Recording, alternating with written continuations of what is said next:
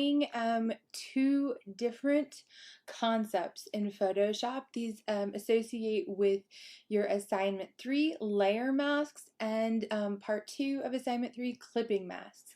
Now these are two completely different concepts used for different reasons.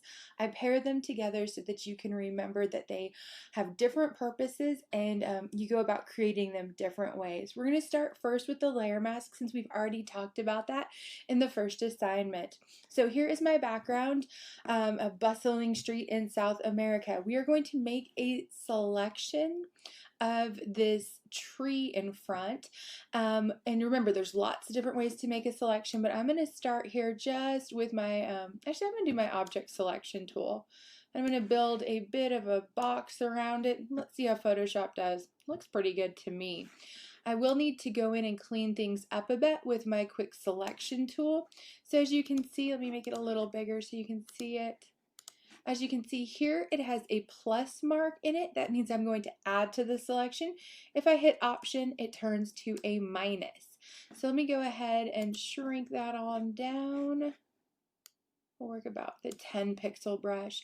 So I'm going to add selection here to make sure we get that part of the tree right there. This guy right here. I think the rest of it is good. So now what we need to do is go in and refine this selection by taking away parts of it. So it looks pretty good. I'm going to hit W again to get there. I'm going to pop that out just a tiny bit and then hold my Alt key, my Option key, and just clean up along the edges a little bit. So we don't want that tree from the background. We don't want part of that building. Here's part of the building too. Clean up in between there. Just like so.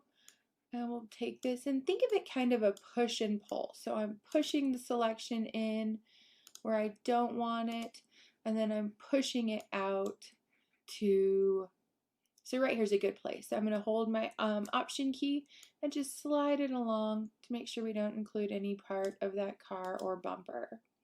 This looks, oops, we missed them down here, like so. Let's hit Command 0 to zoom out. I think this looks pretty good. Actually, I got a little part right here that I know is not the tree. I think we argue every semester, is that the tree? But no, I think it's the wire. So there's two different ways to use a layer mask. One is going to be in an adductive way, and the other one is in a reductive way. Also, there's two ways to go about making the solving the problem here, which is we want to color this tree in. We want it to be a solid color.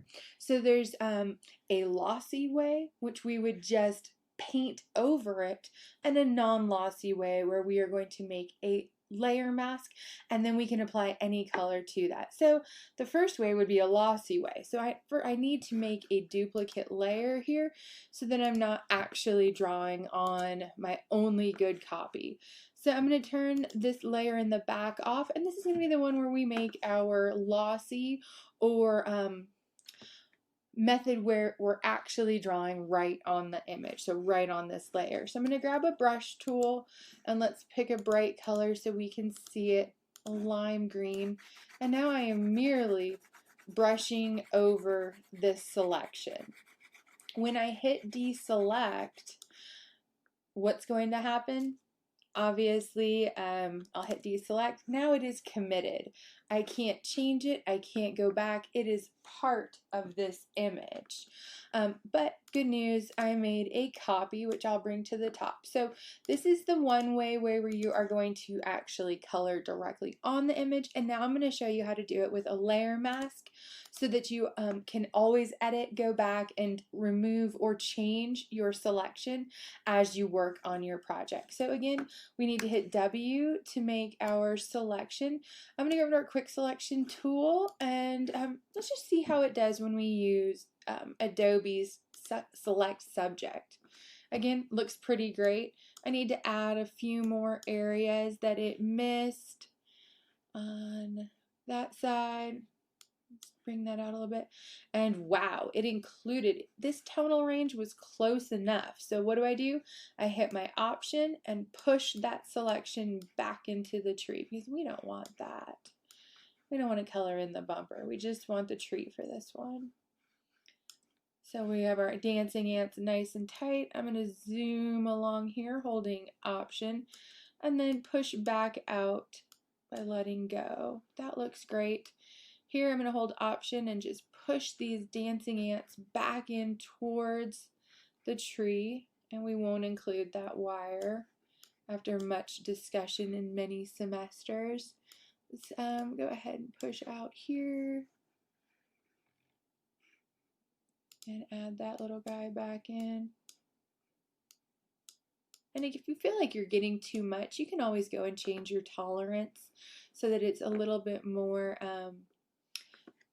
finicky about the pixels it will include or not include. So now we are on to layer masks. If I just hit my layer mask button, which is right down here next to your black and white cookie, to the left of your black and white cookie, if I just hit layer mask, it's going to mask out everything that isn't the tree. So check it out. Now I have a layer mask that is going to paint over the sides we don't want. So we need to go back, and what should we do? Invert our selection. So Shift Command I. Now my dancing ants are around the perimeter. If you can't remember the quick command, you can always go up to select and hit inverse, and there's the quick command for it. So now we have the other part of the image selected. And I need to get rid of that part right there. Now we hit our layer mask. Check it out. Exactly what we wanted. So over here on our layer mask, we can grab our brush tool, pick a bright color, and then brush in. Oops, I think I have my opacity down. We can brush in directly, or an easier way to do it would be to make a new layer, pull that below, grab G for our gradient tool. Let me make that red again. And then we can fill the entire background. So if I turn this layer off, we are just masking out the tree itself.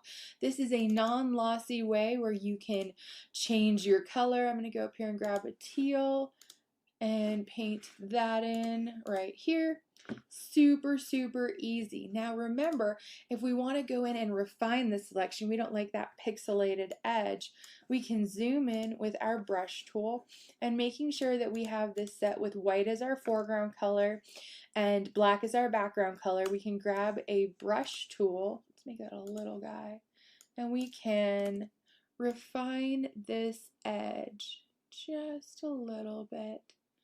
If we end up taking it too far in, we hit our eraser tool, and then we can just brush it back in. I know this is a difficult concept to kind of grasp why you would do it, but it's just so that at any point you could turn this off, hold Shift, turn your layer mask off, and your image is untouched. So when you are going to turn in your project, I would like to see two different methods.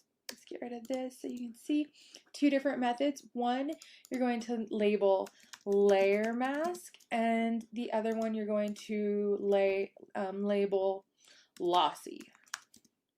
So when we turn these two off, we have our lossy file where we can't go back and brush anything in because it was directly painted onto the file, and then our non-lossy part where we could at any point go in and brush away, let me grab a brush away this layer mask to reveal our image. It is just that simple. So again, we have no damage to our original image. And how I turn that layer mask off again, if you can't remember, is I hold Shift, click on it, and it just turns it off.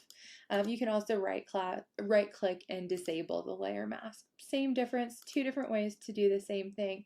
All right, get to work.